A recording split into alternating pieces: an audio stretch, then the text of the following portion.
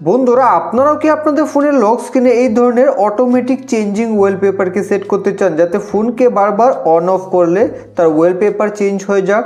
তাহলে এই ভিডিওটি সম্পূর্ণ দেখবেন। এই ভিডিওতে আপনাদের একটা কাজ করতে হবে, তাহলেই আপনার ফোনে ওয়ালপেপার বারবার চেঞ্জ হয়ে যাবে। যতবার আপনি ফোনকে বন্ধ করে অন করবেন, ততবার আপনার ফোনের লক স্ক্রিনের ওয়ালপেপার চেঞ্জ হয়ে যাবে। তো এর জন্য আপনাকে একটা সেটিং করতে হবে। তাহলে কিভাবে করবেন তা জানার জন্য ভিডিওটিকে স্কিপ না করে শেষ পর্যন্ত দেখবেন।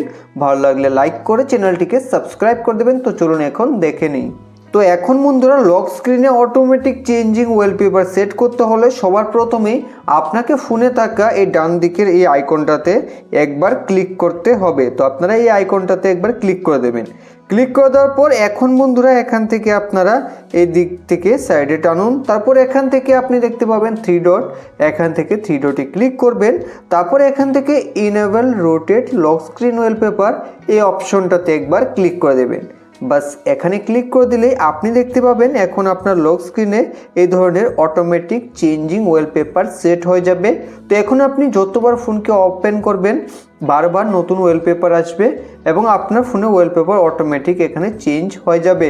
তো এইভাবে খুব সহজেই আপনি লক স্ক্রিনে এই ধরনের অটোমেটিক চেঞ্জিং ওয়ালপেপারকে সেট করতে পারবেন।